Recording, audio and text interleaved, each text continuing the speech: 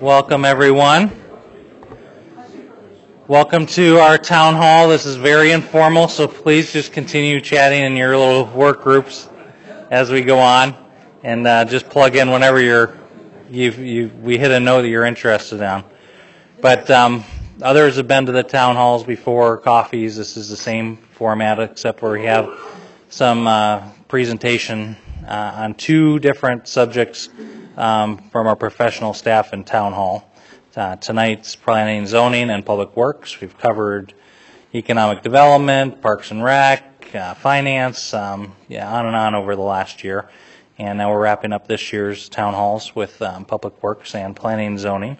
And we rotate our council members, and we can only have two in the mayor here, so we can keep it very open and casual and stay within the public open meeting law rulings.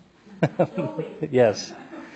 So the other council members have been here, so we just keep rotating whoever's available. And Cassie, our vice mayor currently, Hanson, and Ginny Dickey, council member.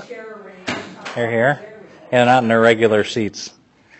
And either are you, but glad you came tonight. You may know our town manager, Rick Davis, there.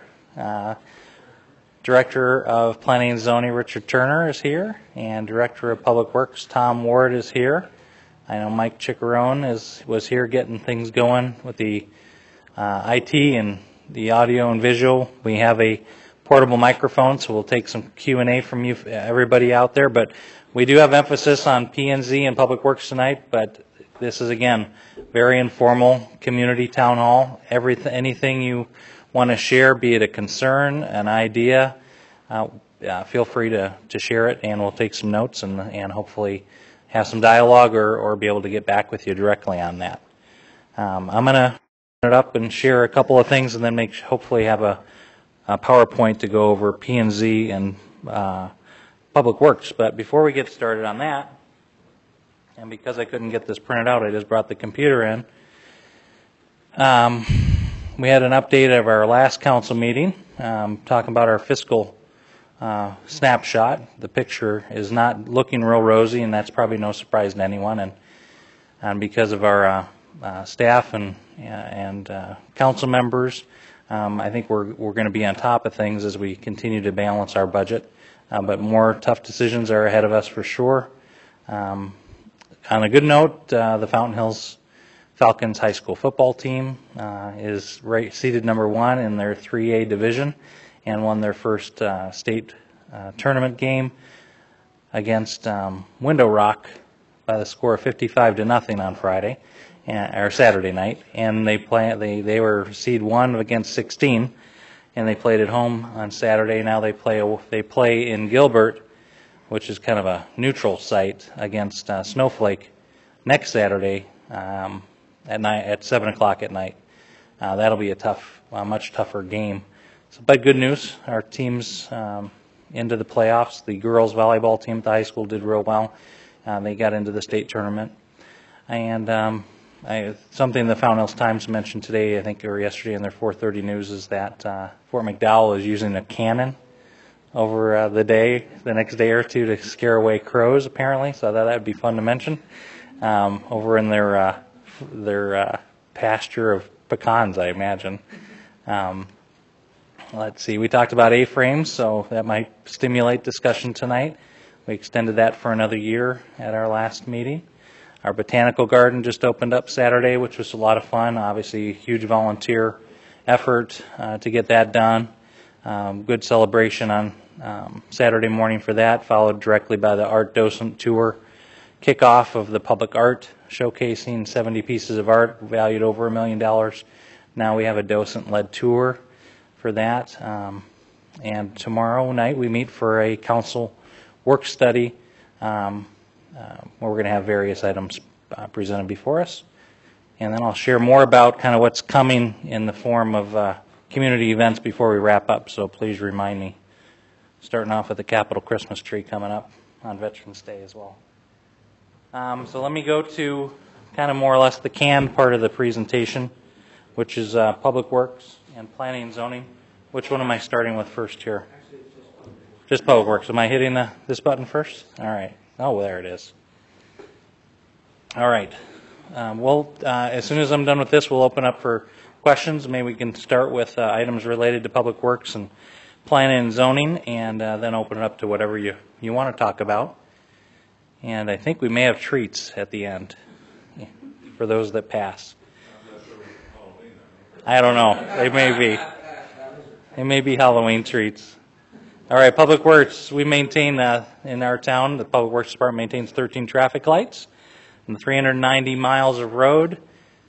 5,000 regulatory warning and informational signs a year are maintained. Of course, they clean all the streets, maintain the landscape medians, which comes to 58 acres.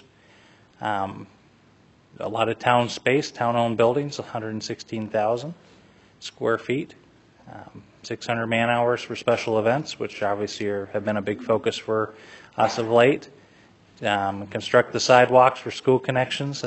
They've been busy doing that, as much with stimulus money as they can get their hands on. And, of course, they continue to manage the pavement with a rolling pavement management project that may have been in your part of town over the last, every 3 years does it get through, or 6 years? Yeah. Okay. What's that?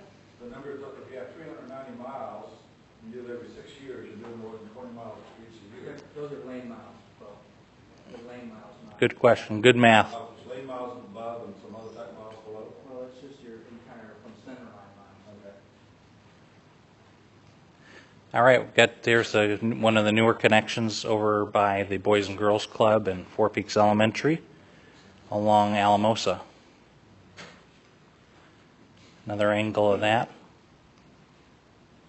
Now this is the alley. Everybody may have been down there if you lived out here for a while, behind Haha China, and then going to the north. And Tom, this was part of a MAG commitment for clean PM10 dust control measures, so that needed to get done. I think they did a good job. I haven't heard, I don't know, have we had any huge rains since this was gone? So, yeah, that's true. This area had a very tough drainage issue with water going into businesses on the lower side, and probably a lot of mud. So hopefully this will help that also, as well, along with connecting some parking lots with some paved street. Here's some of the resurfacing. All right, good. And Tom, anything else you want to add to Public Works? Okay, well, thanks for being here for any questions that open up. Richard, Planning and Zoning, did you want to cover anything directly? Want to come up here? Well, maybe there are just a few projects that... Yeah, come on up here and do that if you want to just introduce us to those, and then we'll see if we got some questions on Planning and Zoning Public Works. Thanks. Sure. Well, Richard Turner. Hi, everyone. Yeah, well, just to start with, perhaps the project that's occupying most of our time right now is the general plan update. The statute requires that the town approve a new general plan every 10 years. The last one was approved in 2002, so we're a ways from 2012 when the statute would require it. But we started a technical review a few years ago, and in the process of doing that, we had the Elman properties. The Elman companies decided to come in and file an amendment to the general plan. At the same time, the town was thinking of doing our technical update. Rather than compete with the Elman companies for the attention of the town, we decided to put our efforts on the back burner. So that set us back in terms of time. And then, unfortunately, after the Elman project was approved, there was a legal challenge, and that took about a year to resolve. So that set us back even further.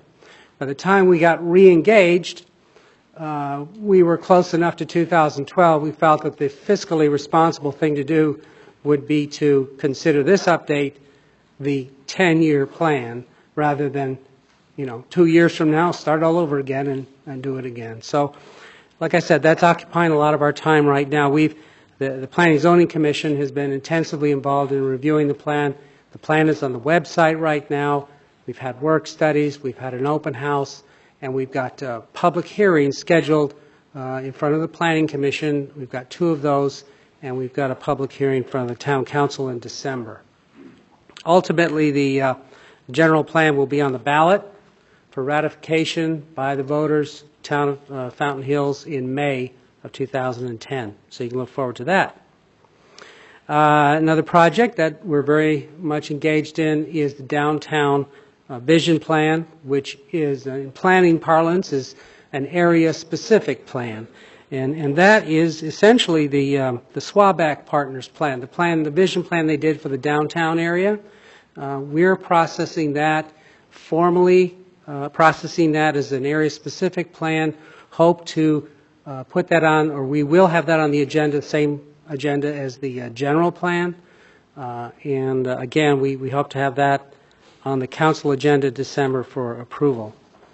As the mayor mentioned briefly on A-frame signs, at the council's last meeting, they initiated an ordinance amendment that would extend the A-frame signs for an additional year. And in addition to that, they also initiated a permit process, the purpose of which is to educate the users of A-frame signs on all the rules and regulations so that we make sure everyone follows the rules. And then there's a recycling program that we're very much interested in called Bag Central Station, which recycles these sheet plastic. When you get your groceries bagged, and if you don't get paper, you get those plastic bags. Well, if you try and recycle those, they mess up all the equipment at the recycle centers. So the best idea is to recycle those separately. So we've started a program to get that done. And then, of course, many of you are familiar with the trash and recycling services effort that's going on.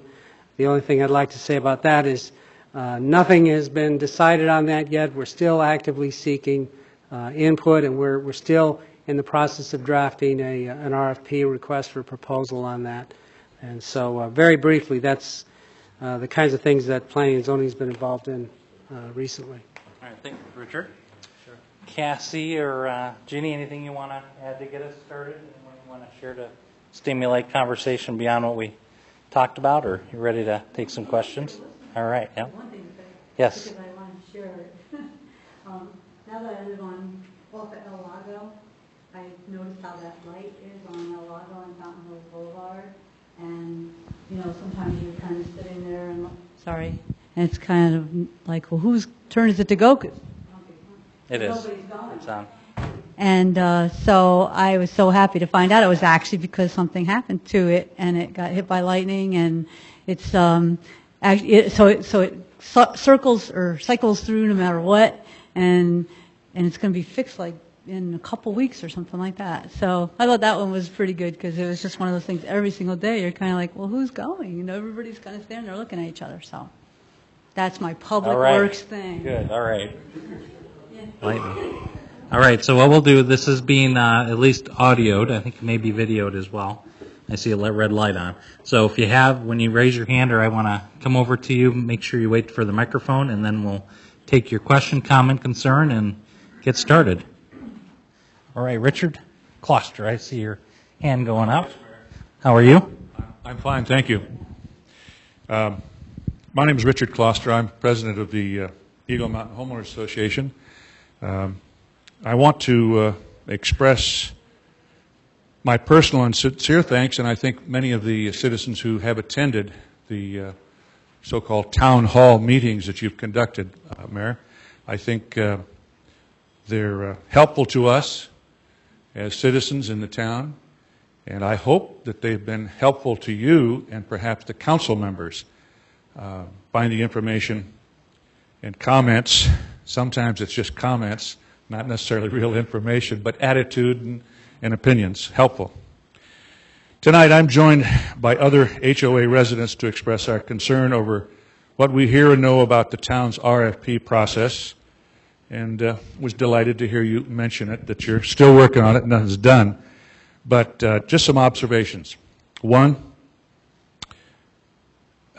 we are extremely concerned and terribly disappointed over the lack of details provided to the council and the public at this point in time.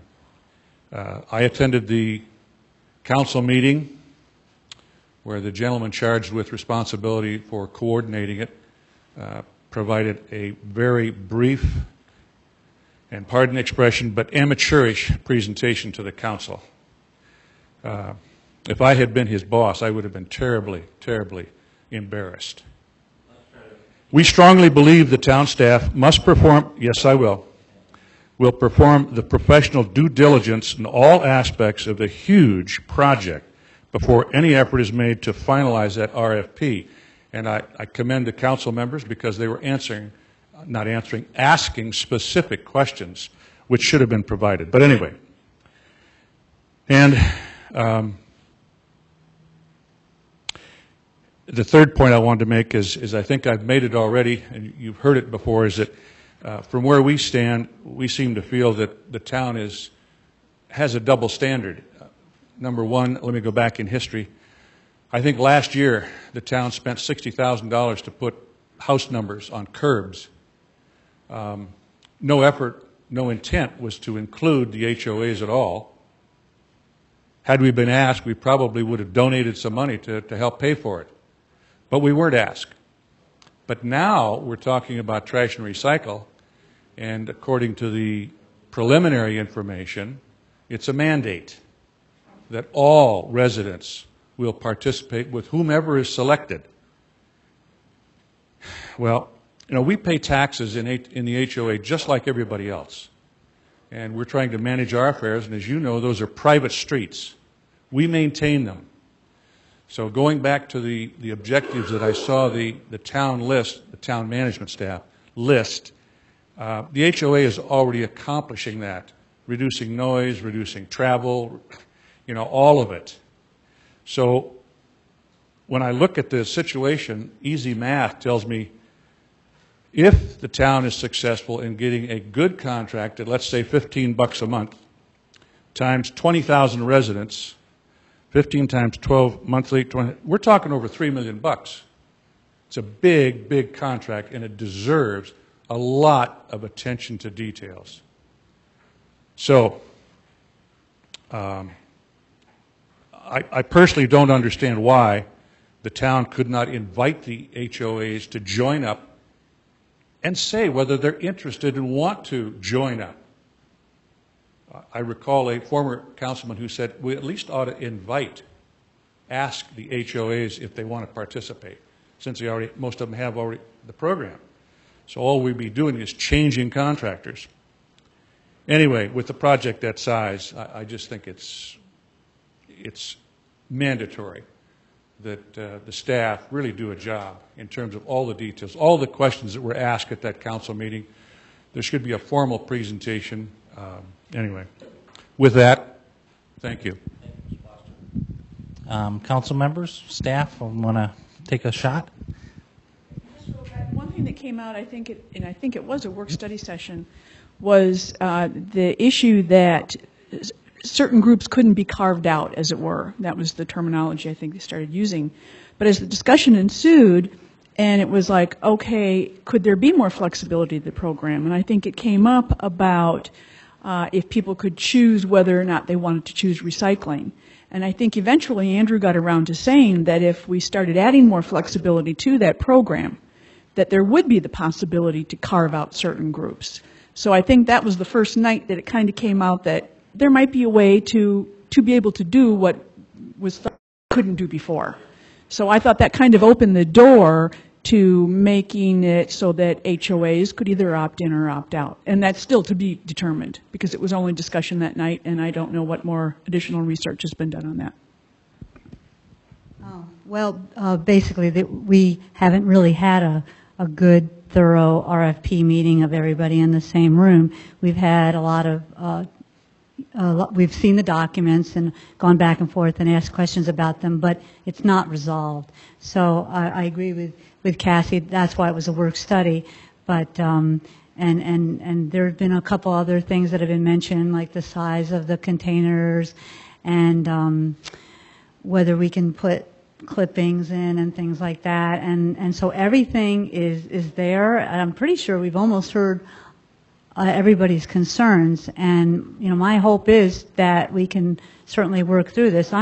I really, my part of this has a lot to do with the recycling, of course, because I think we've really seen in the last almost 2 weeks or so that we can't even keep up with the bins here anymore, not even doing it 2 or 3 times a week anymore. It used to be just like Sunday, it was terrible, but now, and I understand because if you have a dumpster and you're living in multifamily or something like that, that's how you can do the recycling. But oh, do you have something to say? I'm sorry. Oh, well, I'm just saying that that I am encouraged by the will to do it, and the desire to do it isn't anything to do with being a control freaks. It's a desire to make things easier. I'm hoping that this is going to be something that's really good for the community at large, and it's absolutely nobody's intention to make things worse for anybody. So that's what our aim is. That's what our goal is. We're not done yet, and when we get to a point where things are starting to happen, then there'll be a lot more, like you said, detail that'll be out there. And I think cost is a big factor. I would hate to see the RFPs come back and have us turn around and say, okay, this is the price that everybody's going to have to pay now, and have it be more than some either HOAs or individuals are currently paying. I think that's a pretty big factor. And so there'll be more dialogue on recycling and trash pickup. I think what you mentioned, Richard, some of the questions that came up from council members in particular, there are a lot more questions out there, and this is not going to move very quickly. It's going to move very slowly because it's a service that we're taking over for potentially a large portion of this town from several private contractors. Why? Because same reasons HOAs do it. To limit traffic, to keep their costs down, to have similar benefits, I think is why we're considering this. But cost is going to be a huge factor. Service is obviously huge. You wouldn't think people were as attached to their trash haulers as they are in town, which is a good thing. So the dialogue will continue. As far as HOAs, I think you're going to see more and more us coming back around to HOAs and having another conversation to make sure that we're all plugged in together. And like you said, regarding HOAs being a part of it or being carved out, that's still being considered. So, yeah, HOAs, obviously, you do a fine job. You never have any issues with trash haulers. But, Ms. Turner, do you want to add anything or answer anything? The only thing I'd say, Mr. Mayor, to reiterate what other people have already said, which is that no decisions have been made yet. The only decision that's made is that we're looking into this, and we're gathering more information. Certainly one of the biggest bits of information is how much is it going to cost. We won't even get that until we've issued the RFP, because that's when you get that, that's part of what comes back. So a lot of information yet to gather, and, a lot more work to do. Let's go further on this. Let's stay on this topic. If you've got something on this topic, let's cover this one, then we'll go on to the next. Thanks. Sidewalks are wondering, will the public have an input into the RFP, or will it be shown to the public for a comment before it's issued to the trash haulers? Because, several people think once it's issued to the trash haulers, it's impossible to change, or almost impossible, because they're going to be bidding on that and comes back. And I think the public ought to get a chance to look at it and have comments on it before it goes to the trash haulers. It'll be online for 72 hours. No, I'm just kidding. That's exactly. I'm just joshing there, but I would think at a minimum, it's going to come back to council. It's posted to online the Thursday prior to the following Thursday's meeting. That would be the minimum amount of opportunity to look at it. Then, of course, public meeting. I would suspect there might even be more opportunity for the public. All right. On this topic still? All right. Good evening. Thank you, sir. On the same topic of, we moved here 13 years ago from a town of 45,000 that had a single trash pickup and also curbside recycling with a separate colored bucket. And I think, and it was also part of an HOA, and I think you'll find also that the HOAs would want to come into it because it will be less expensive. Last strategic planning session several years ago, there was an erroneous statement made that the trash pickup was going to cost more than you're now paying. Can you believe that a truck running down the street picking up 1 or 2 garbage cans now at 30 or 40 miles an hour is going to be using more fuel than a truck going down the street picking up all the containers on a block. And I don't believe it's going to cost more because we're obviously talking about much bigger quantities of customers for them. And I think that the HOAs will be very happy when they find out that it will cost less to come in and join in it. And I also have a statement from a civil engineer stating that the worst damage to city and town streets is caused by trash trucks. And we spend a lot of money on trying to repair streets. And I think that would also reduce that because now we do have 5 trucks coming almost every day down every street. Thank you. Anything else on trash recycling? No. Okay, different subject. All right, there he goes. All right, one more up here. Okay, we'll be right back. What's the legality of having the particulars of an RFP out in public? Can we just talk about it in sort of terms like, well, we'd like to have a green pickup, or we'd like to have a hazardous once a year? Can we talk about it like that, or can we get real specific without it being sort of tipping to, you know what I mean? They have to have a certain amount of time to respond. So what's the rules about that? I think, it would be in the packet for review. Everybody would have opportunity to see it at the same time, and then it may still change and probably be perhaps reviewed one more time, or at least advertised one more time out there, I suspect, not being an attorney. Yes, sir. I'm John Bivens, and I'm president of the La Vida Buena Homeowners Association. And I've written each of you a message in terms of some of our concerns.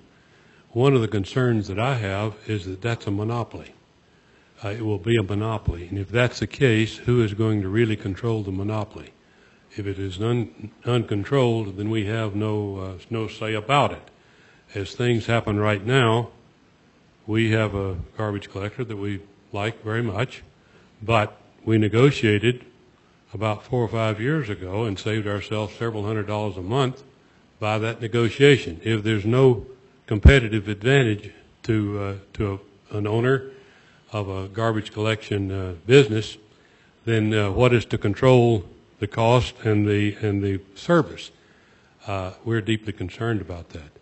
The other thing has already been mentioned, and that is there needs to be some way for those of us that are your public to know what, in fact, you're asking for and why. Exactly what are you asking a garbage collector to do? That is a matter of major concern to us. And third, one of the concerns we have is not only cost, but how is that cost allocated? Is that right now our association pays for all the costs for garbage collection? Will that be, do I face all of our owners and tell them that then all of a sudden now they're going to be paying for this separately in a separate arrangement? I don't know. These are some of the kinds of questions that I think need to be answered, and they need to be answered to the public so that we know what's going on. Yep, those are some similar questions that we brought up as well as council members. And also La Vida Buena, I think Councilmember Leger perhaps spent some time with you and went over some items. We'll be doing a lot more. I think we'll be doing more, obviously more of that. And like La Vida Buena, probably not unlike several other HOAs, you have unique trash collection areas, different size units and duplexes, triplexes, I mean, all different types of, so it's not a cookie cutter for sure. So we're going to take our time with this. All right, next item. Yes. Just a few questions, just touching on what this gentleman just brought up. There's few things that the government has taken control over, whether it's town or federal level, that is ever done really efficiently. And please, anybody that's in the room, please don't take offense to that. I'm just very hesitant whenever something like that takes place. Has there been any discussion, not only the cost for the trash hauler themselves with the contract, but what's the town going to charge to administer this? Also, if there is going to be a monopoly of sorts, is that going to then squeeze out those smaller trash haulers who make money and who make it more competitive here, which gives you the opportunity to negotiate? So you're only going to be negotiating with 1 or 2 trash haulers that can actually do the capacity. And has there been any discussion about that? I think the most important thing that I'm concerned about, not only the monopoly, but what's the town going to charge to administer this? Good. Let me get over to see if Jenny is on the committee, so she may have more of the direct answers. Obviously, related to the first comment, that's my biggest, cause to pause, is this government taking over a service. So you really have to look at that closely and be very sensitive to that. And I think we all do address that in our own way, but that's certainly one where I definitely want to move slowly and make sure there's significant win in it for the residents before we consider doing that. Let me have Ginny, maybe you can also speak to some of those other questions that were brought up as well. Well, basically, the way it stands now, the town wouldn't be charging anything to administer it. So far, we haven't really discussed doing anything like that. The way we've been sort of looking at it is like we do with rural metro. It's a contract that the town has, but they are basically in charge of the public safety aspect like that. And I know that the topic of government takeovers of one thing or the other are very, very much in the news right now. But I kind of like to think in terms of public safety, Army, Navy, police, firefighters in general. There are certain things, and Social Security and other things like that, that work out pretty well.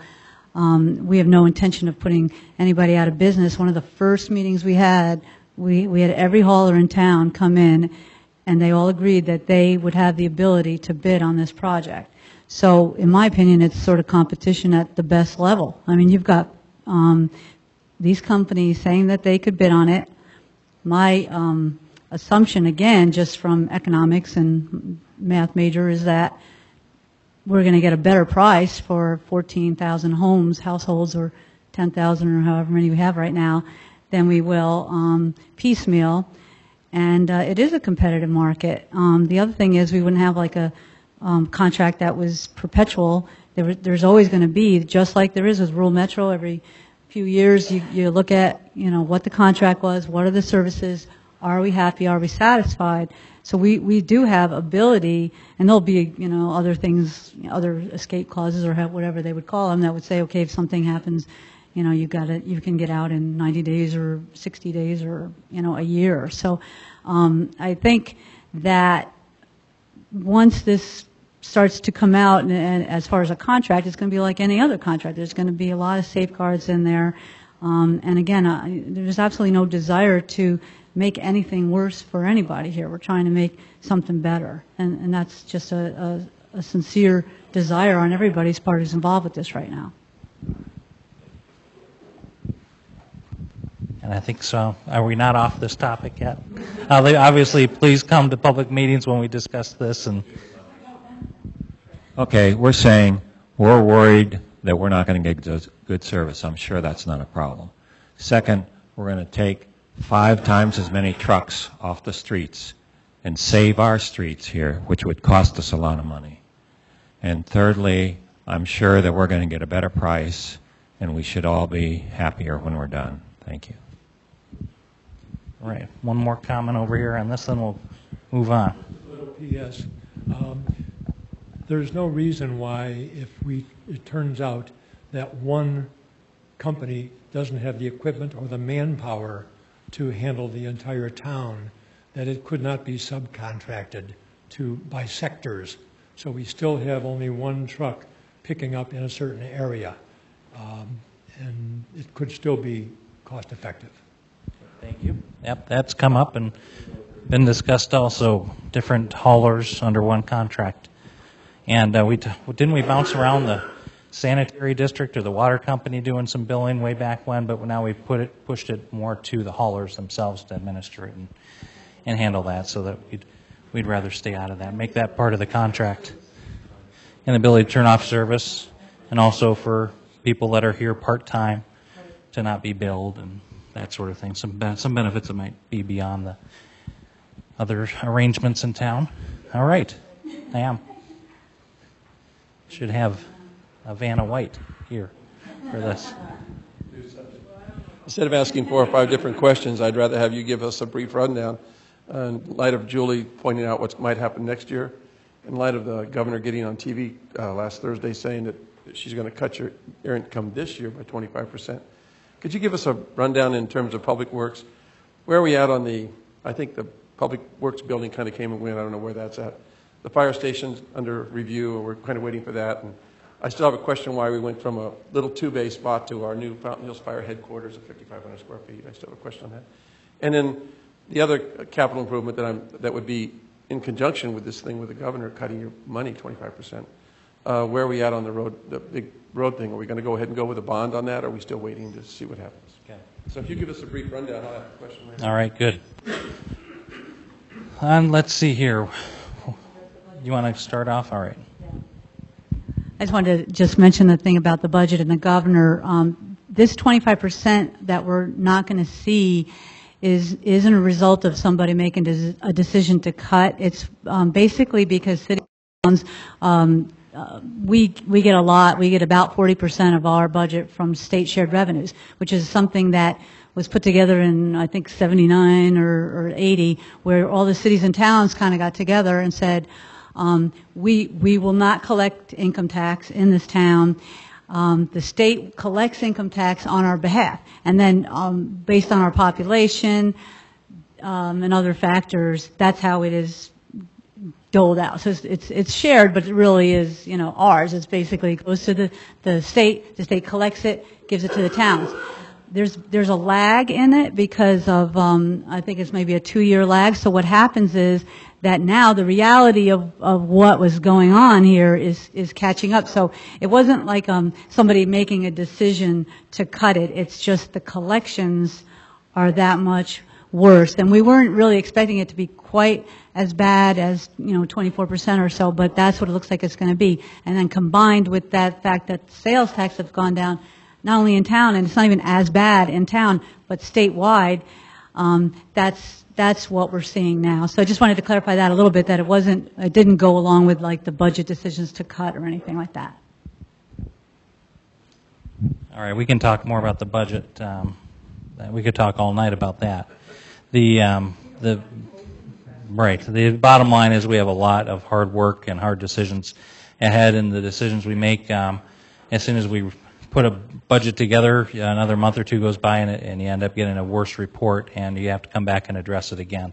Like we did last year, we reduced our budget again midway through. So we'll be looking at doing that in light of the news we're receiving once again. So it'll be very difficult, and we'll be looking for more and more volunteers and more community organizations to help us maintain the quality of life that we have here in our community.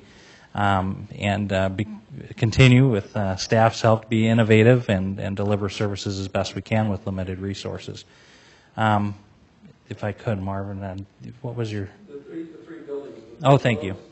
The fire station and the public works.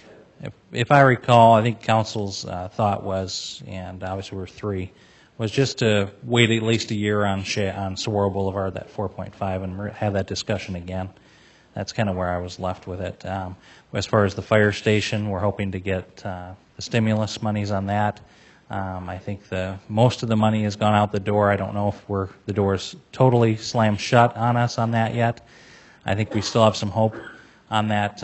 The stimulus dollars for the fire station relocation onto Shea Boulevard. As far as the size and such, I need the captain to speak to. He designed it as best he could. Factor in the needs for that area. I don't recall the whys or what fors on the size and such. And what was the other item? Public Works building. Tom, I think that it's just we have some fiscal issues that it really can't be addressed right now, in my opinion. So a nice review of kind of a high level plan was done. There's obviously challenges at that yard and a building, and really reorientation of that site would benefit Public Works, but I don't see us making any significant investments in that area for a while. All right. That's all right. I need exercise. Thank you. Public Works item. My concern is the intersection of Saguaro and Avenue with the Fountains. It's been, I know, hot button for a lot of years now. And what I would really like to see happen is, because I'm concerned about the safety, and also I would like to increase the pedestrian cross-traffic at the fountain and at that intersection, and of course all along Avenue of the Fountains, but that's a separate matter. What I would like to see happen is the kind of crosswalks and lighting that was put in at the intersection of Sunridge and Palisades, where Palisades has the right-of-way most of the time, unless the sensors pick up somebody waiting on Sunridge to make a turn either direction. And the same thing could be done with Sorrow having the right-of-way most of the time, and then if somebody comes down Avenue of the Fountains, then they could either make a right turn or a left turn on Saguaro, and this traffic on Saguaro would be stopped. Also, the crosswalks should be push-button crosswalks so that everybody doesn't have to stop all the time, wasting gas and adding to the pollution. And if we have push-button crosswalks like they have everywhere in Mesa and many other towns, with the countdown timers, give people 20 or 30 seconds to get across, the lights change again and they're all set. Just my thoughts. I can't believe you went to that topic. Thought that was taboo for 5 more years. But obviously we talked a lot about that with the visioning. That was a focal point of our discussions, and improvements that were left with us, and as far as a rendering, was somewhat of a roundabout looking, narrower Saguaro Boulevard to slow vehicles down but not stop them, make it more pedestrian friendly. It's definitely not where it needs to be. I think it's probably better than what it had been, certainly safer for pedestrians, which was the #1 focus. And there's been some apprehension to putting any large structure up in that area so that we're not blocking views of our beautiful fountain and other things, but it may come to that. I'm sure we're not finished with that, with just what we're looking at with Swalback plan that they rendered. But the Swalback plan certainly is much improved. There's still folks that would like to have a tunnel that maybe a developer would contribute towards underneath Saguaro, similar to what's done, I guess, over by Fashion Square Mall. So there's still a lot of items on the table. As far as spending a lot of dollars right now, public dollars, it's not going to happen. And those street lights, similar to one up on Palisades and Sunridge, are about $500,000, $400,000. So they're significant. I don't think that would probably be the best solution because of the amount of structure that would be put up in that intersection. But I do agree, you don't want to stop 98% of the cars 100% of the time when there's really a 2% need. So it's not the right solution there yet, but hopefully we'll get a developer, we'll put together a great plan, they'll see benefit to it and make a major contribution to a improvement in that area we'll all like. You want to? That's right. And that was part of the discussion with the bond, as Cassie said, you know, the improvements at Saguaro, the bond that we were considering bringing before the voters to improve it, maybe that's better coordinated when a development and ultimately the bigger improvements in that intersection are made. Ginny? And just a word about roundabouts.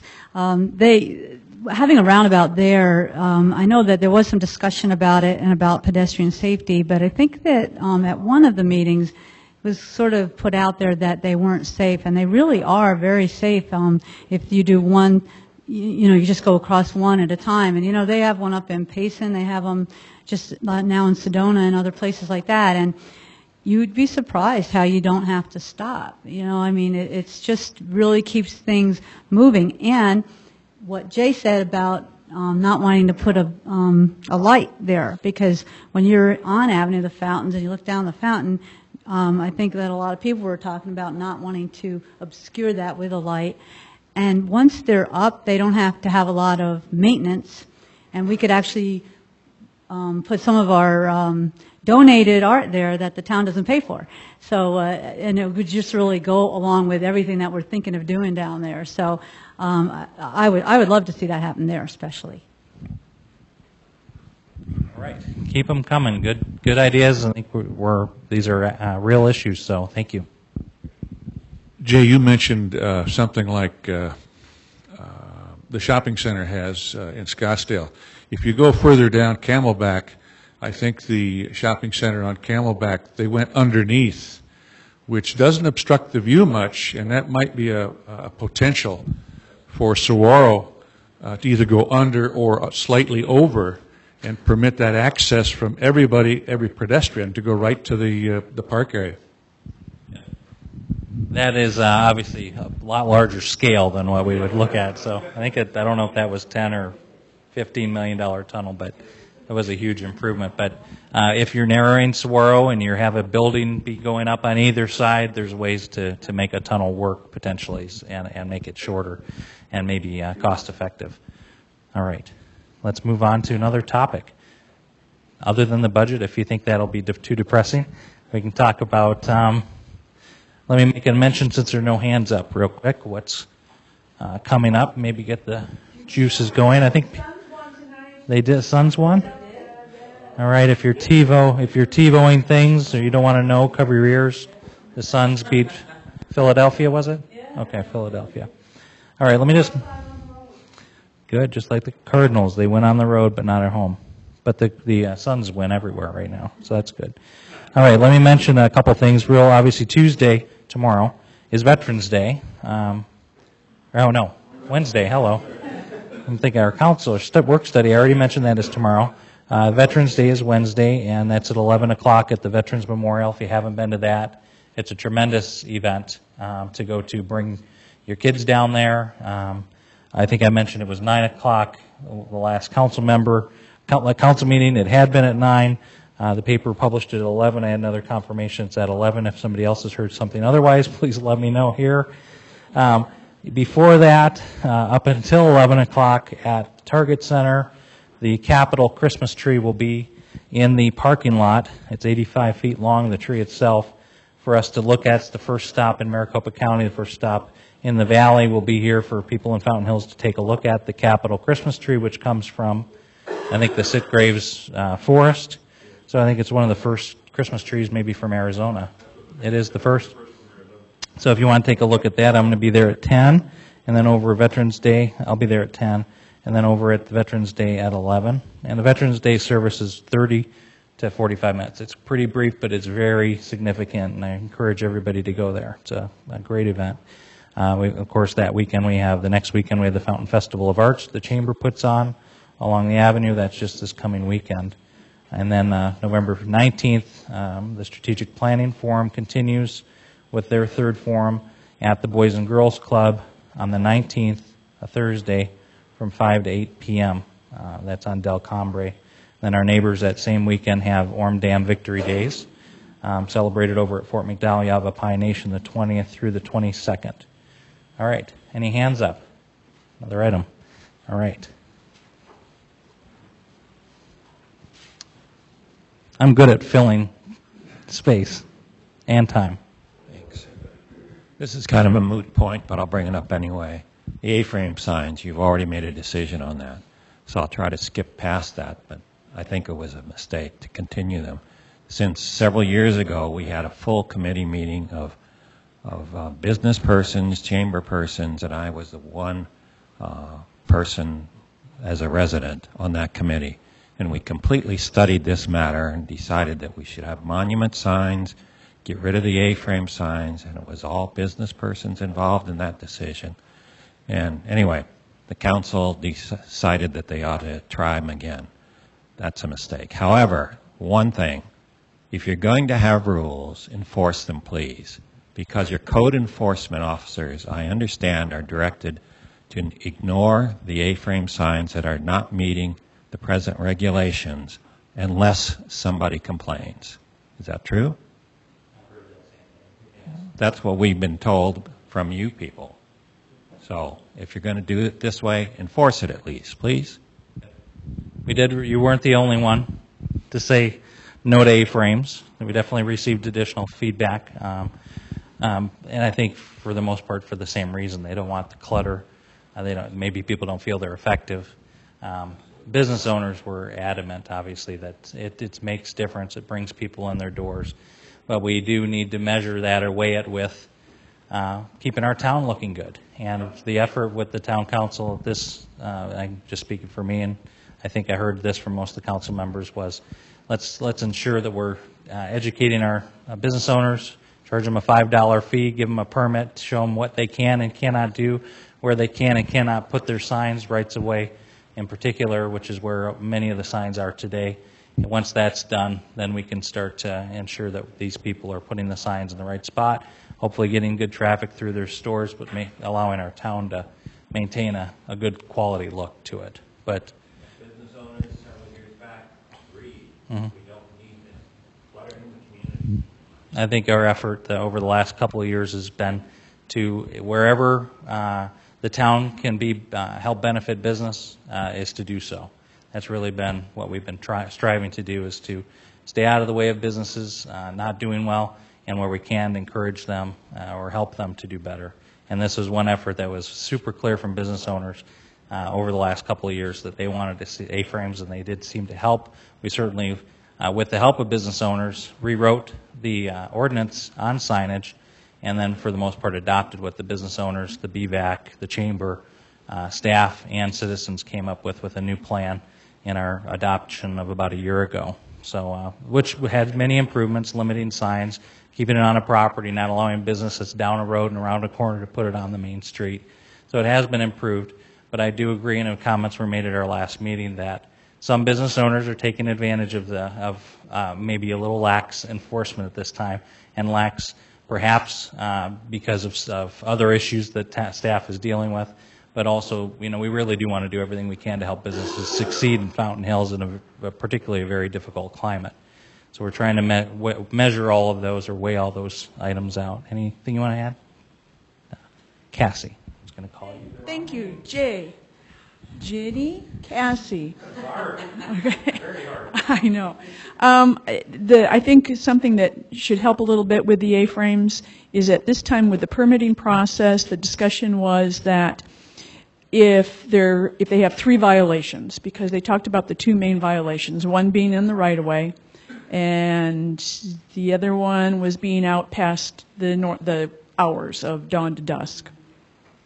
And that if they had, I don't think we decided for sure on a number, but if possibly that there were 3 strikes and they would be out, they would lose their permit, and then they couldn't have a sign out. So there's going to be a little bit more teeth in it this time. And also, when they do get their permit, they need to bring in a rendering or a photo of what their sign will look like, and that will help kind of avoid some of the signs made with crayons and that type of thing. So we're trying. We're fine-tuning. Soon everybody will be pleased. All right, I'm going to go over here. I have an entirely different question, and that is about sidewalks. Having moved here 3 years ago, I think one of the few disappointments I have felt about Fountain Hills is that it's not a walkable community. And I talked to one of our neighbors last year about contacting the town about putting a sidewalk in our particular neighborhood, and she immediately said no, because they'll take part of your property. And is that what you want? Well, I'd like to know more about why there aren't more sidewalks, and whether it's a budget issue, or whether sidewalks have evolved just as builders have put them in, et cetera.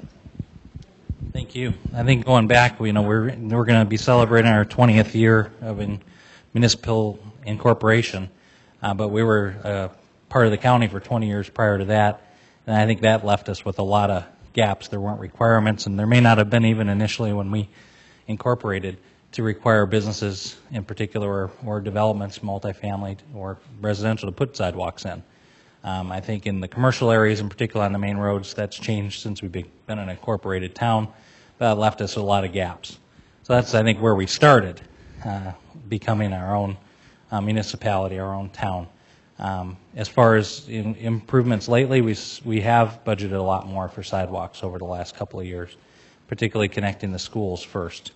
Tom, do you want to speak to sidewalks at all? Thank you, Mayor. That's an excellent question, and we never plan on taking anybody's land when it comes to sidewalks. There are times when, because of, as the Mayor mentioned, that the utilities are in the way, they're right at the back of curb, and so we have to take that sidewalk up and around if we can. And so we ask for an easement onto your property, what we call it a sidewalk easement or a landscape easement in that situation. But if you want to come over and see me when we're done, I'll be glad to take your name and address and look into it. We have a sidewalk master plan.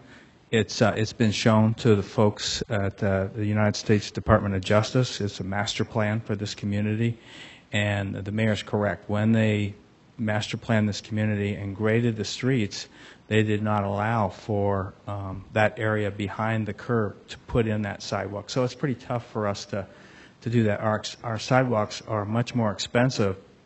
Some require retaining walls and different things, so it's which means we can't go as far with the dollars. And then the other thing is, we do have some very wide roads, which was probably part of the thought of the developer originally, is there are certainly a lot of wide roads with room for pedestrian traffic, but I know sidewalks have their own benefits. I don't know if this is possible, Tom, but if you do live in a neighborhood that is a fairly good-sized neighborhood but would not be planned to ever have a public sidewalk put in, if there'd be the possibility of doing like a sidewalk improvement district, just like the Cottonwoods Maintenance District. In that case, you know, your neighborhood would decide that, yes, we want to do this, and the town then could help by doing that, by setting up this district, and then that T word, you know, that tax word, on the neighborhood to build those sidewalks. So that would be a thought. Yeah, I would think. Has that been considered or asked for? Have people asked to have their taxes raised to build a sidewalk? Past Tom. But, yeah, but obviously it has to be paid for, and that would be one way. I would think you're right. Ginny? Maybe, Tom, if you do have one of those districts, are they an eligible group to get grants? Because like ADOT and other places have these walkable community grants once in a while, but I don't know if that would be an entity that could apply for one. I've never looked into that, Jenny. I don't know if those organizations can, but definitely the improvement district situation is one that could be explored if a total development wanted to do that. We did, as Cassie stated, we did that with the, help me here, Cottonwoods, correct, and they have that district set up. It's a maintenance district. All right. There was another question. All right, go to Jerry here first. Hi, Jerry. Thank you. I have two or three subjects. I'll just bring up one for now. There's some in the paper I didn't agree with a week or so ago. Dunham wrote an article about all the reasons we do not need a swimming pool or won't be getting one. And I didn't really agree with his things. He is saying the older people don't want it. Well, when Club Mirage was here, you couldn't even find a spot in that pool that there weren't people doing exercising, you know, of all ages.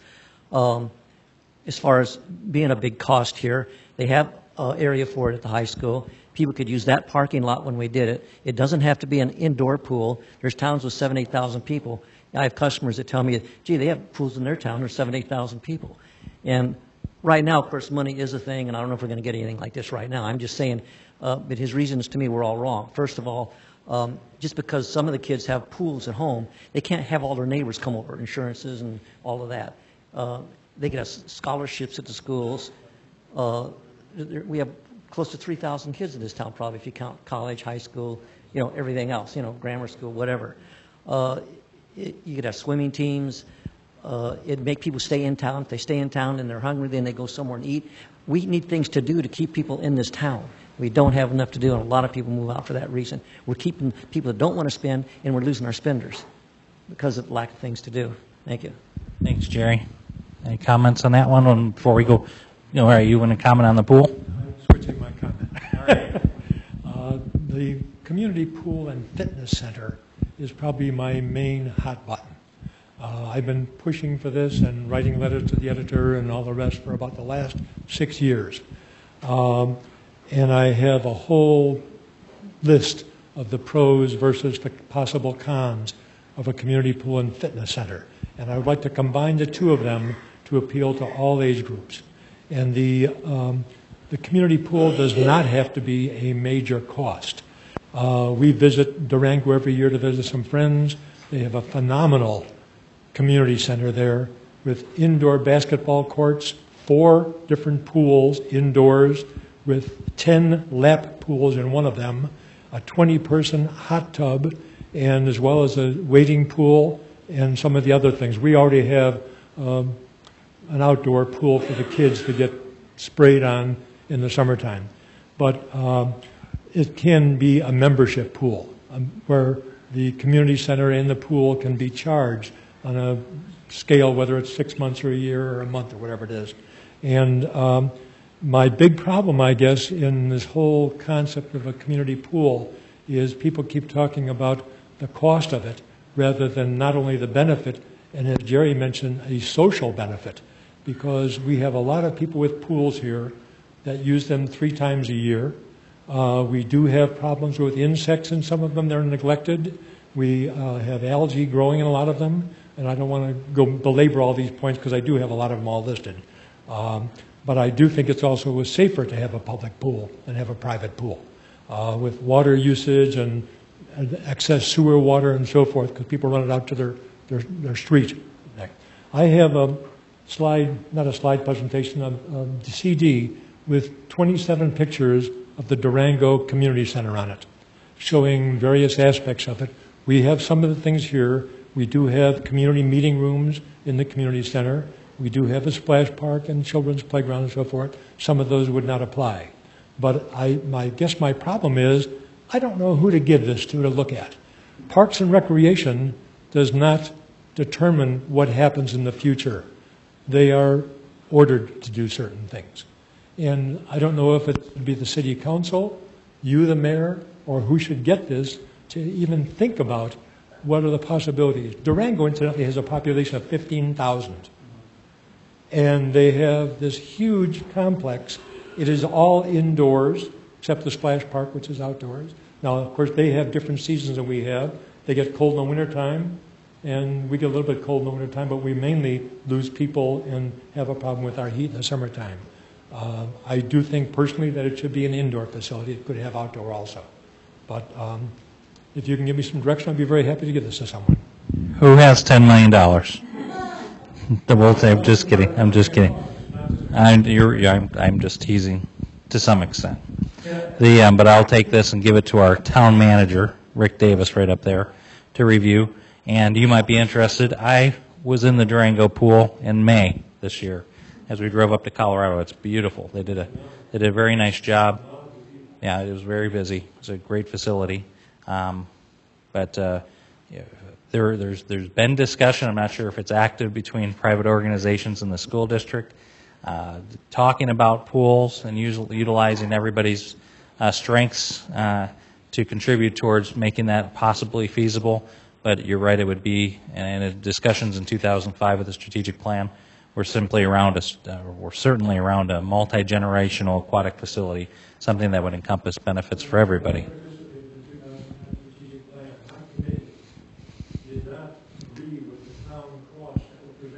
Okay. For the cost of a community pool, and we did not make a decision on it, but our spokesperson, who was not one of us, right, said that we just couldn't make a decision. Okay.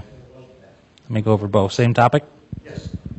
I haven't thought too much about the pool, but Prescott, Arizona, which I realize is a little bit bigger town than we are, has a very nice YMCA that has a community, that has a pool, and it's pretty much open to the public.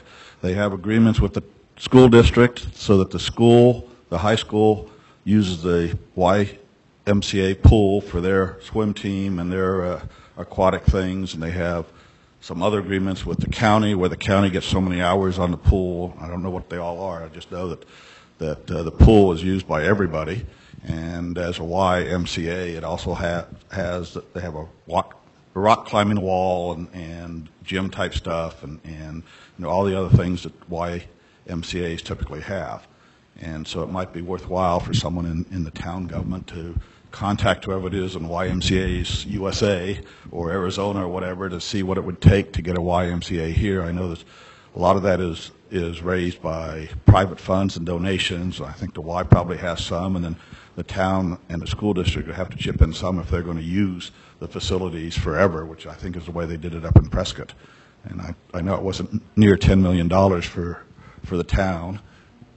I don't know what it was, but I know that they built it fairly quickly, and it's a well-used facility, and I've been there in both summer and winter, and people are there. It's got indoor-outdoor pool, and it's a very nice facility. Thanks, Bill. I haven't been to that one, but I think that's the organization that's been in discussion with the school. Yeah, well, that process you described has been going on for about 2 years, and the Y has sorry about that. What other song would you expect a city manager to have, right? Sorry about that. I put it on vibrate. My kids changed my dial tone. Let me have this for a second. I forgot to mention somebody with a Volkswagen has their lights on in the parking lot. Sorry. Very good. That's probably me. But they have conducted a feasibility study into just exactly the type of cooperative that you're describing. But once Western civilization began to unravel here about a year and a half ago, things have gotten a little cold on that right now. They're still evaluating when they could do that. And it's obvious to us, it's been obvious for some time, that some type of cooperative agreement, should we bring some facility together between ourselves, an organization such as the YMCA, the school district, and perhaps a private entity, might be feasible. We've talked much about public-private partnerships to build these types of facilities. And not only that, but we've also talked about other facilities such as performing arts centers and things that will really enrich our community. So good thinking, and much has been discussed in that realm.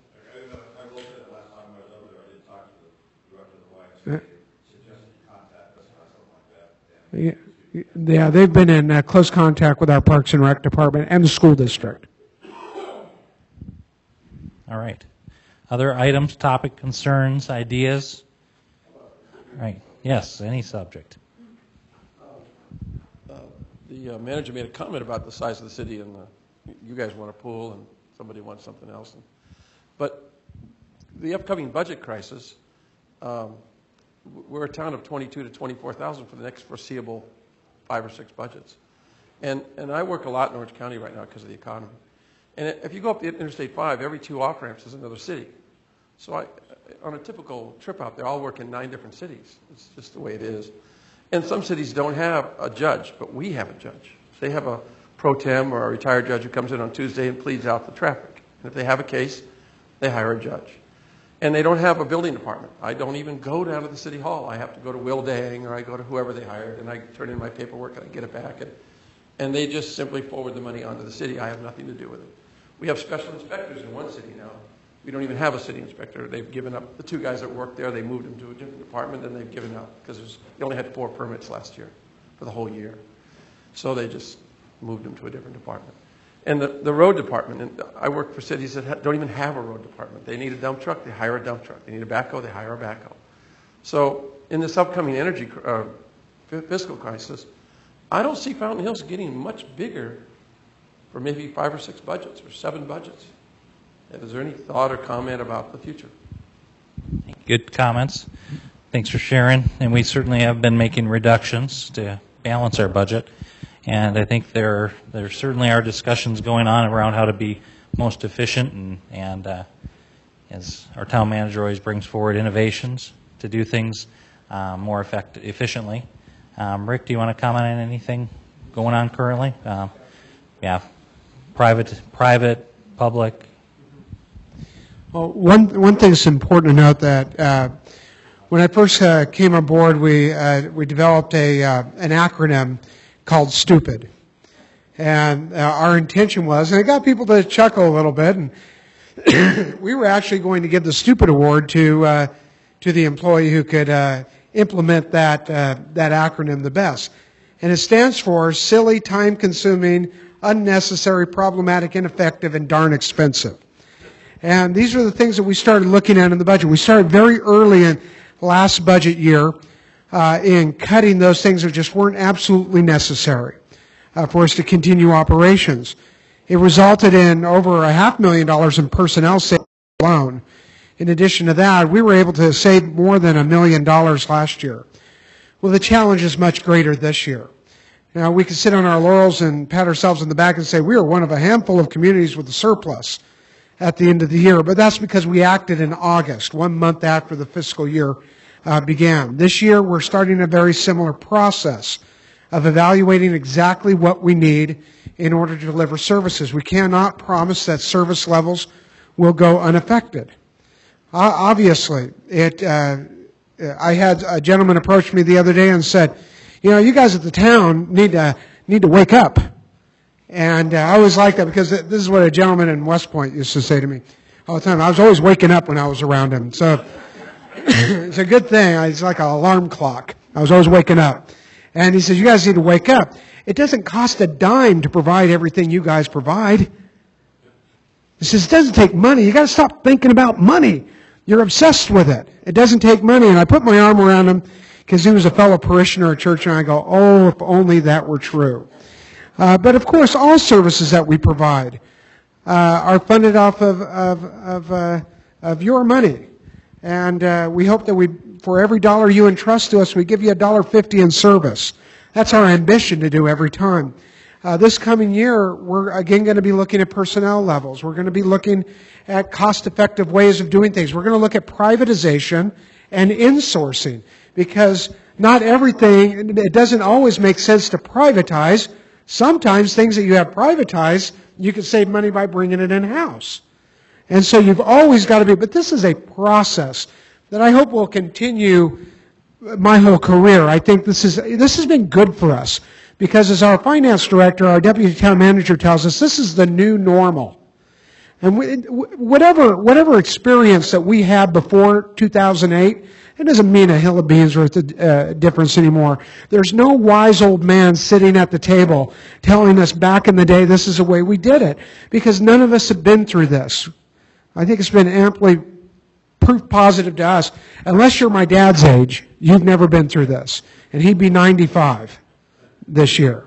Okay, so, but we're going to do everything we possibly can to squeeze out as much value out of every dollar, and that does include partnerships with public or private entities and possibly other public entities to try to synergize with them to better provide services.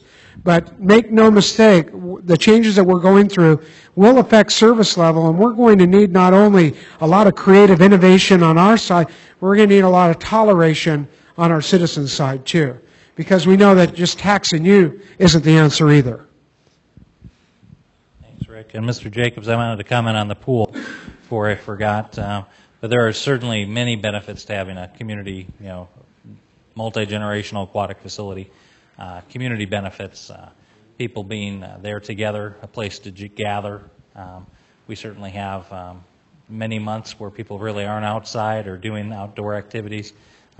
This would be a good physical activity in an enclosed space. So there's benefits all around. It's simply coming up with the right model to make it work. Obviously, operational expenditures, having a company run it and generate revenues and still allow access for a good number of folks is key. Operational expenditures, when you look at our general budget, there's no opportunity for us to do that. So I hope these discussions continue going on. Right, they do.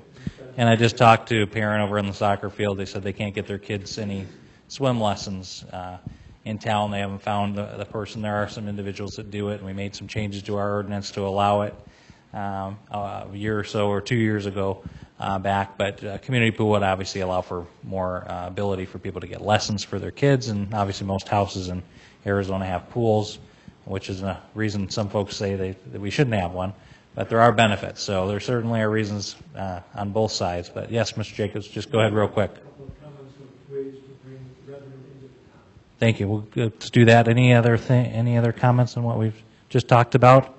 All right, Mr. Jacobs. Some of these were brought up at the strategic plan meeting, but there's some thoughts about how to bring revenue into the town. And one of the ways is something as simple as running the fountain at full height once a week for 15 minutes, even like at 2 o'clock on a Sunday afternoon. We always used to have the tallest fountain in the world. The people in St. Louis theoretically have one, but they don't know anything about it because it never runs. And we can even take it one step farther to bring better revenues into the town.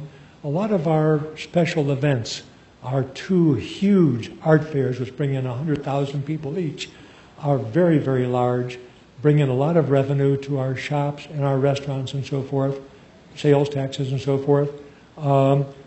The one thing that I think would be a great benefit is if we had a town employee, and I know this is not the time to talk about more cost, but if we had a town employee who is a special events coordinator.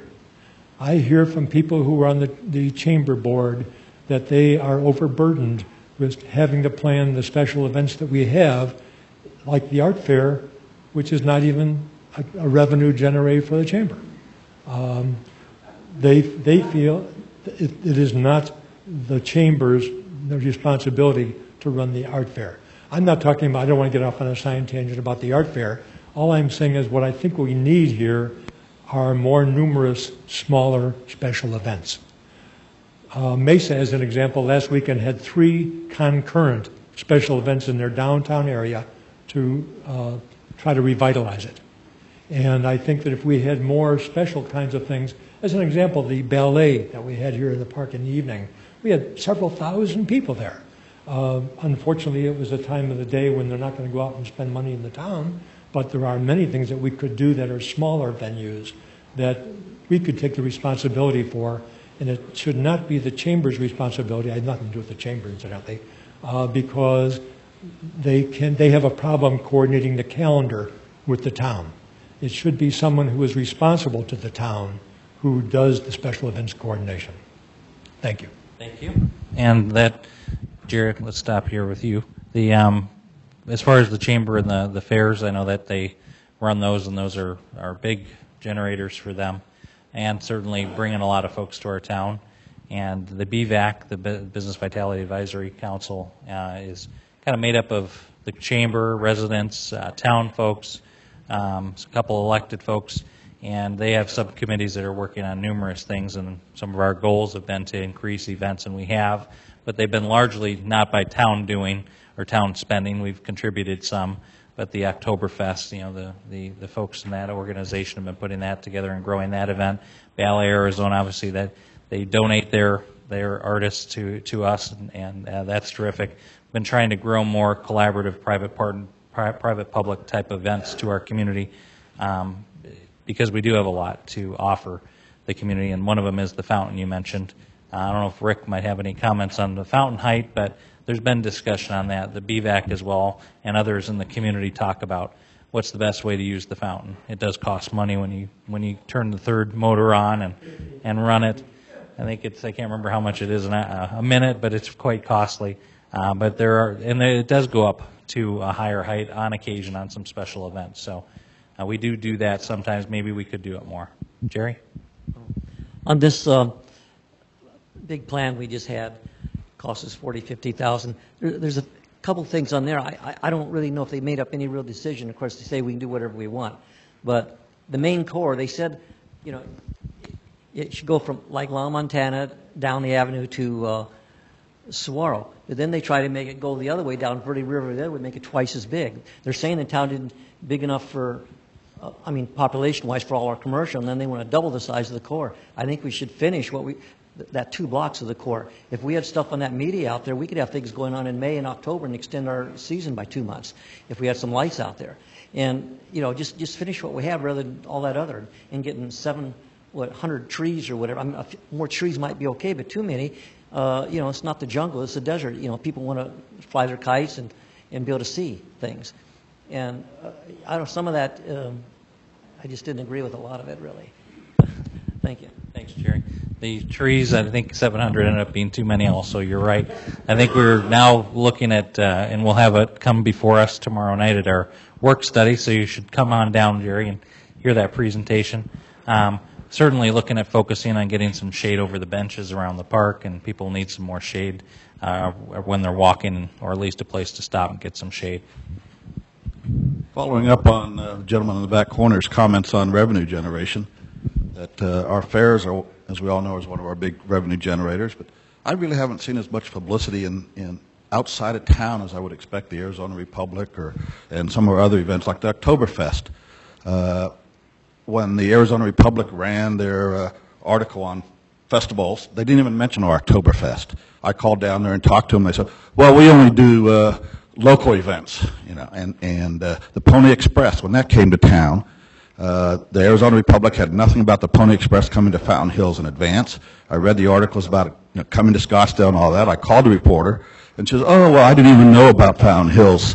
And so I talked to her, and she came down for, when it came to town, and had a post-Pony Express article. But there were people from out of town who, they all knew about it from some other source than our Arizona Republic, and they don't live in our circulation area for our fine Fountain Hills Times newspaper, which tells us residents of town what is happening, but it doesn't tell the residents of Scottsdale or Besa, who can easily come to a lot of events. And I could go on and on with lists of things that I don't see elsewhere. And even I look on our town's website. Even at 5 o'clock today, there's nothing on our town's website about our fair this weekend. I even went to the search feature on the town's website that says search this site. And the only mention of it were in the minutes of the Planning and Zoning Commission or the minutes of the town council. We're having a Veterans Day event. The Arizona Republic has said nothing about ours, but in their Saturday or Sunday's paper, they had a list of them throughout the county. Fountain Hills wasn't mentioned. I see in the Scottsdale Republic things about the chamber events. They list everything happening in Cave Creek, Carefree, Peoria, or not Peoria, but Scottsdale, and they don't mention Fountain Hills. I don't know how we expect to get people to come here to some of our events other than by word of mouth from our own residents if we don't get the word out to these other towns in publications that people read that don't know people in Fountain Hills or have it on our own town's website. You know, our fair is our biggest thing, and not a word of it on our own town's website. And I even went to the Chamber's website, and it's hardly mentioned there. You got to kind of search around, and all the information on it is if you want to be a vendor, not, hey, I want to come and watch this thing. I would think that between town staff, council, Chamber of Commerce, Convention and Visitors Bureau, or Tourist Agency, whatever we call it, we should be able to get this word out to others so that people come here who don't find out about our events by word of mouth. And, you know, to have someone at the Arizona Republic say, oh, we only cover local events, just shows that we haven't gotten the word to some of the people who can put the word out. And I don't know what we can do, but I think we need to, council and staff need to think about that and figure out how we can get the word out about our town that we're proud of, and we want people to come here. And once they come, we got a good chance of getting them back the next year. But they got to come the first time. Thanks, Bo.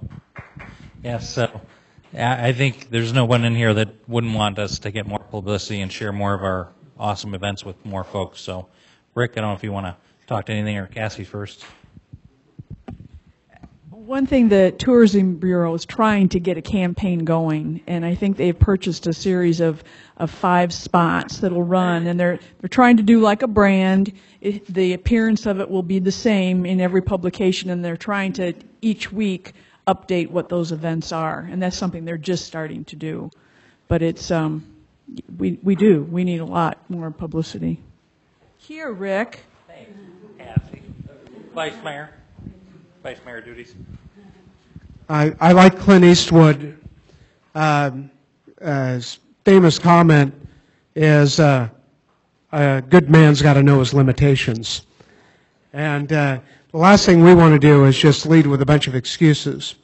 But one of the most important things we could do is deal with the brutal realities. We have one person who's partially devoted to information. A lot of other things that she does has to do with advocacy and intergovernmental relations, and we have no advertising budget. I'm the only one in our organization that's actually been a corporate PR director. And I remember the first time it was for a life insurance company, and I remember one of our life insurance agents came into my office. I'd been on the job for about 24 hours, and he said, "I was Agent of the Year. How come that's not in the paper?" And I said, "Well, we issued a press release on that, and we called the assignment desks, and, well, why isn't it in the paper then?" Had to explain to him the difference between of course, a press release, which is a story idea, and a paid advertisement. We wish that we had more resources to actually pay for the advertising. We don't have a budget for that. It takes a long time. Every organization has a brand, whether they deserve it or not. And it takes a long time to change a brand if you're not happy with it. And this is going to be an ongoing process. Not to contradict anybody, but I've seen those events on the website. They're hard to find, granted, but they're there. Yeah, we'll have to look at it. Come on by. I'll show it to you. It's but there is an entire calendar of events. The calendar is nothing more than a list. It needs to be probably in more of a pictorial representation. Well, come on by. We'll look at it. The other thing that we could possibly do, besides redesigning the website a little bit, which we're going to be doing, is one of the things that I asked Katie for is, with all these events, is a listing of all the efforts that she's made, where stories have appeared, and things like that. And it's actually quite impressive. But when you talk about so many million people living in the area, it's pretty tough to shout above the Scottsdales and the Phoenixes and others. And I remember that my first community was 14 miles south of Salt Lake, and we were not considered part of the Salt Lake metro area. And we're 14 miles away. I at one time asked somebody, well, how many people do you think live out where we were? And they said, oh, you probably have 10 or 15,000 people now. I said, I have 102,000 residents. And they're 14 miles away. They don't know this. It is difficult. It's a challenge. That's what makes it fun. We're going to try to keep improving how we do communications. One of the things I've asked Katie to do is to meet with organizers of special events and see how we can improve the communications each time. What can we improve? What can we add to it? What more can we do? And of course, we have to act within fiscal constraints. Are we happy with what we've done? No. We're going to keep on improving. And that's a commitment. I think you're right, Bo. I mean, the Oktoberfest was one. I looked through the paper. Dang it, it's not in there, you know? Ended up being a terrific event, but those type of things would need to get in there. I'm sure part of it, and Rick just touched on it, is the fact that most of these events that you're speaking of aren't town events. We're relying on the VFW to let us know about Veterans Day. We're relying upon the Chamber to let us know all the ins and outs about their events. We're relying upon the German Society to let us know about Oktoberfest. So, and they're not, we may be partners, but there's got to be improved communication so we can get it out there, because I want to see those in the paper as well. These are big things for closed streets. Maybe sure. Someone suggested an events coordinator. That's the person who might be able to do it. I'd say before you start redesigning the website, get it accurate and up to date. It's more important than trying to redesign it. Because you have stuff on, well, all right. All right, next item. Next item. Jerry. I'm going to see if the treats are ready yet. Okay. Thank you. Another thing on this on this art thing where they make a guy pay 1% of the cost of his billing to go to that committee, I don't think it's right to make people taxed on something they might not want. And it's really upsetting people. And everybody says, people don't understand we're not paying for art. People do understand, and we are paying for art. You know, the statue out here is 100-some thousand, the one here is 20-some thousand. They got to, have them cleaned up. They have to do things. And I like the art, and if people want to donate them, that's fine. But I know that at one time, about 60% of the people seemed to be willing to pay a property tax. After they did all these statues around here, it went down to about 20%. Of course, now it's probably worse because times are bad. No one wants to pay extra on anything. But I think the first step would be take that 1%. I don't think it's fair to make someone pay for something that another group wants like that. That was a tough vote. I voted in favor of that. That was very tough for me because just for the reason you stated, Jerry, it's you're forcing somebody to contribute towards something that's really not. It's not public safety. It's not some of those other items. But our community definitely has a character and a large population that values and have made a huge investment in public art, and has given that and donated those to the town of Fountain Hills. So that in part that 1% was put together to foster that and continue to grow it in new developments that are brought on.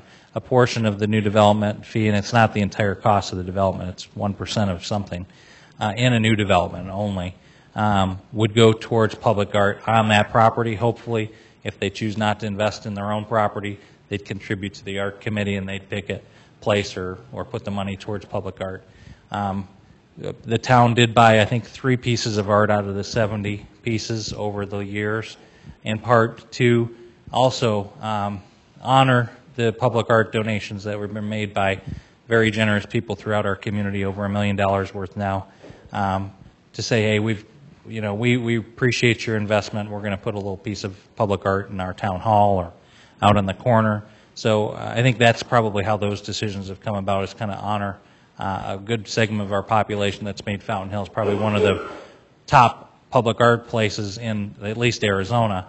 And now that they've got the volunteers working on a docent tour, that's probably going to bring in more visitors, which would contribute towards sales tax. I don't know if that how it pencils all out, but that is a part of our community. There's a good portion of our residents that value it. There's a big misconception that the town's bought all this public art. Obviously, that's not true.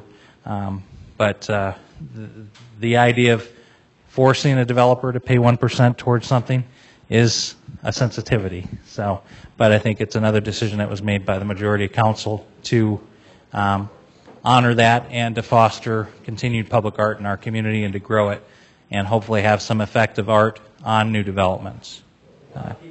Ginny? Yeah, a pool or something, that'd be more important.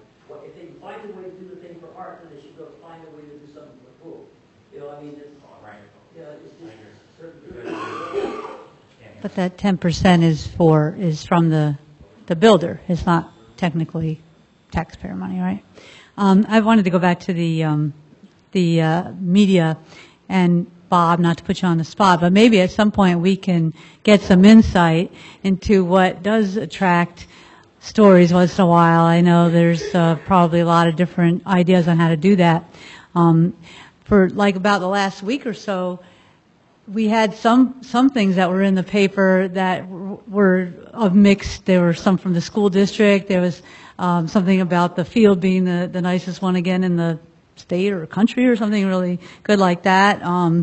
There was an article about a family who was doing something with Solar City, and they had they were leasing. We had another article about how Fountain Hills is #2 best city to get, that has streamlined the permitting process for getting solar permits. But then when I looked at the article, say, about the overrides that did eventually pass, you had to really look and find it. It said 2 schools, or 4, 2 went up, 2 went down, and ours both passed. But you'd be hard put to find the word Fountain Hills in that.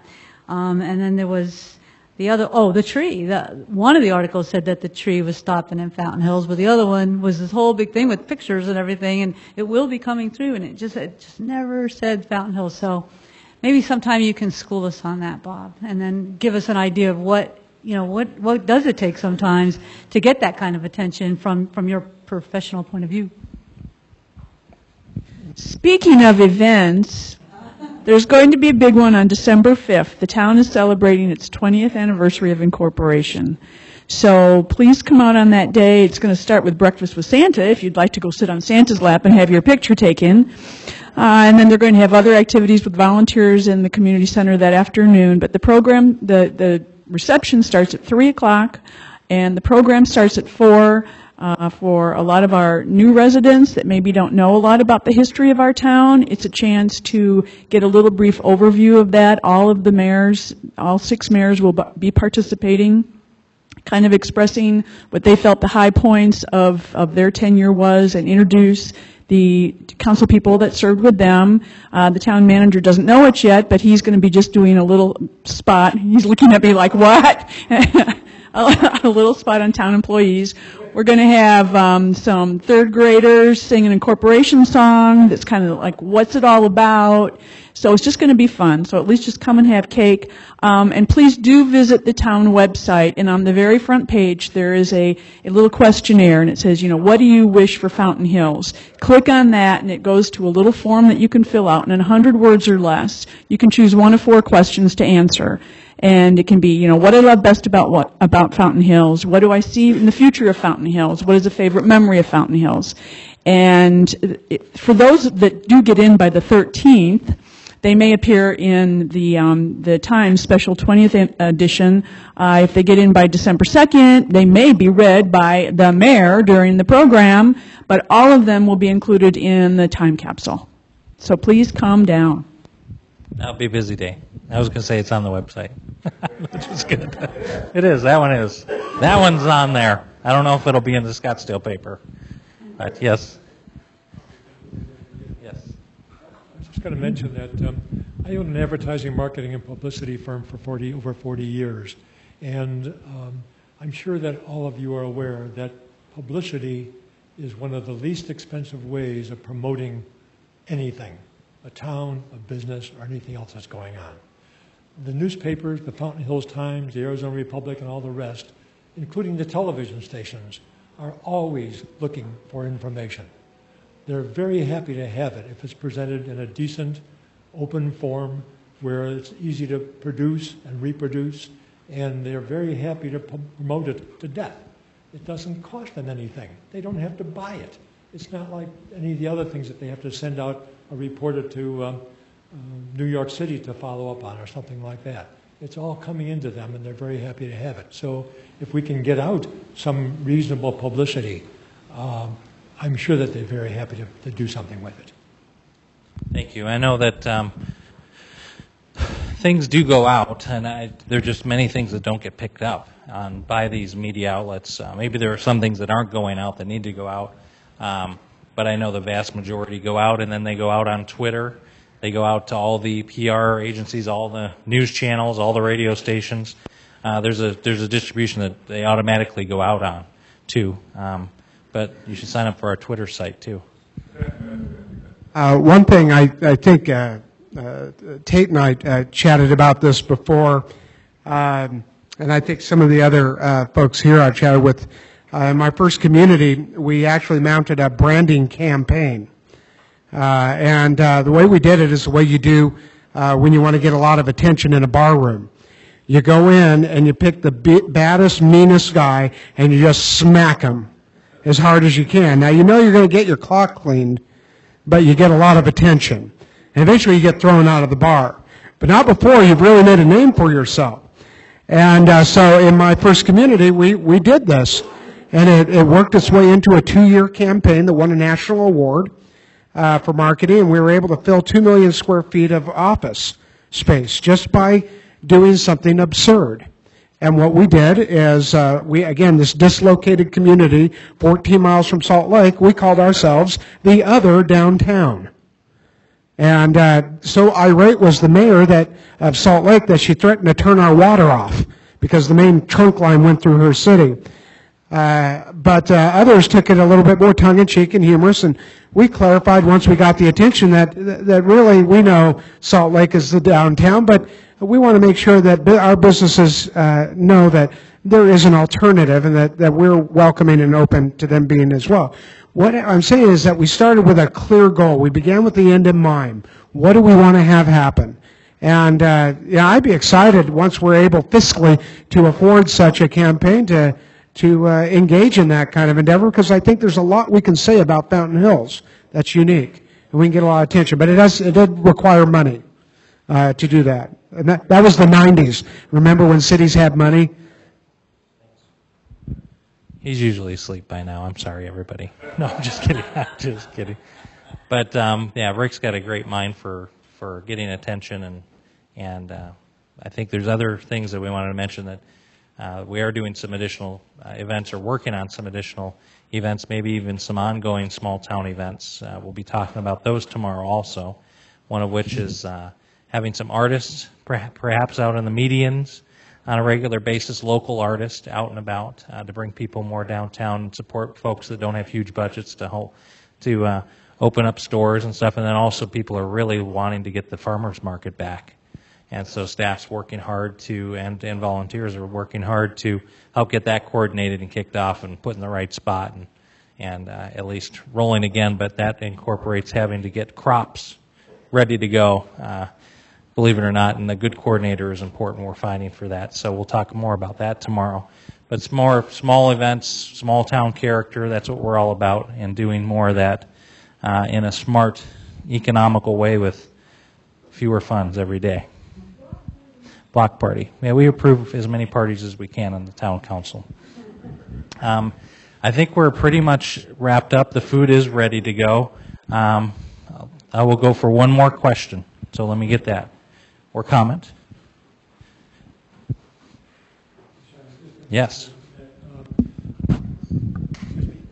That there really is no reason why we can't have more of these small events. And one of the problems we have, of course, on Avenue of the Fountains is most of the structures on the north side of the street are commercial structures, not foot traffic structures. And one of the things that I brought up with the previous strategic planning meeting is eventually when the property across on the other side of the street, the south side, is developed, what I would really like to see right across from the fountain is a two-story, at least 20-unit co-op art studio that would generate foot traffic. We have 300 artists in the Fountain Hills area. I'm sure we'd have no problem at all having a co-op art studio where the artists could come in there several days a week and actually do work or take turns handling the cashier and so forth. That's just another thought. Good, thank you very much. I know the co-op art gallery that's going on now is celebrated again there. Is it? But that's a gallery, not Okay, gotcha. Studios where you actually go do the work, not just display it. Okay. Thanks for clarifying that. And I think you've all passed. You've earned your treats. Thank you very much for coming. And of course, we're available outside of the town halls as well. I'll put a bunch of my business cards on the back table. Thank you so much for coming. Thanks for your input and ideas. And please contact us directly anytime. Thank you much.